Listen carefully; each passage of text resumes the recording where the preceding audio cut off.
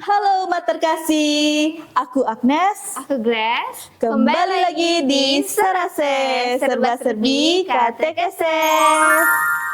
Nah, kali ini kita akan membahas satu tradisi kuno yang udah lama banget nih tidak kita jumpai di zaman ini.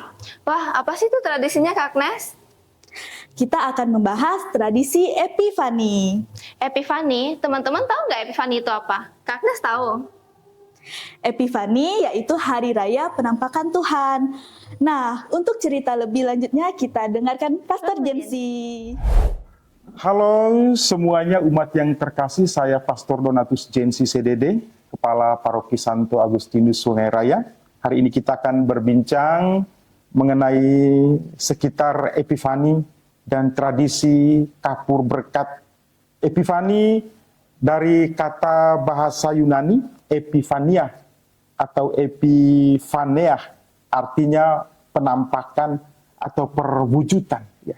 Ini juga perayaan ini juga dikenal juga sebagai perayaan Tiga Raja dari Timur yang dalam gereja Barat dirayakan setiap tanggal 6 Januari. Sedangkan kita gereja Timur biasanya dirayakan jatuh antara tanggal 2 sampai tanggal 8 Januari pada hari Minggu. Nah, dalam tradisi perayaan Epifani ini ada juga satu perayaan pada satu peristiwa, yaitu tradisi kapur berkat. Ya. Apa itu kapur berkat? Kalau dalam tradisi bangsa Israel ketika mereka keluar dari perbudakan Mesir, sebelum mereka keluar dari perbudakan Mesir, mereka membuat sebuah tanda di palang pintu. Tanda ini merupakan tanda darah anak domba untuk menunjukkan bahwa mereka nanti akan dibebaskan dari bahaya-bahaya maut supaya mereka bisa selamat. Nah, tulis itu biasanya oleh bapak keluarga. Yang menulis itu bapak keluarga dengan menulis di palang pintu di depannya, lalu di situ ditulis angka tahun, misalnya 2026, 2000 plus C plus M plus B plus 2026 tahun depan misalnya ya. Nah, artinya apa? C itu Kristus, M itu mansionem, sedang mansionem itu artinya tempat tinggal, benedikat, benedicamus itu memberkati. Sehingga saat kita menulis C, M, dan B, kita menyatakan semoga Kristus memberkati rumah ini. Nah, lalu pertanyaannya kenapa tulis angka tahunnya itu 20 plus C, lalu terakhir angka tahun yang bersangkutan bisa tahun depan 2026. Itu mau menunjukkan bahwa Allah akan menyertai kita setiap hari dalam setahun itu. Dari 1 Januari 2026 sampai nanti dengan 31 Desember 2026.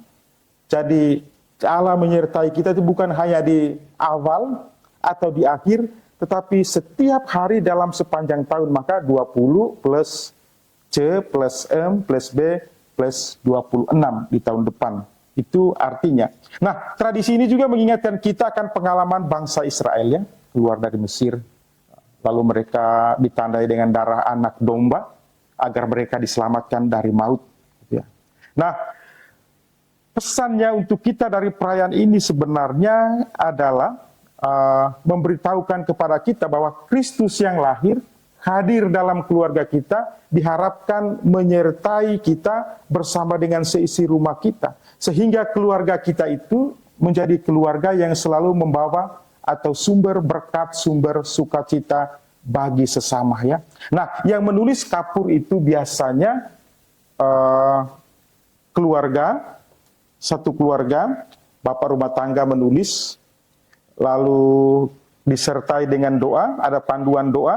Ya. Setelah misa biasanya itu ya, setelah misa setiap umat atau keluarga mendapat kapur yang diberkati. Kapur tersebut silakan dipakai untuk menuliskan berkat di pintu rumah masing-masing.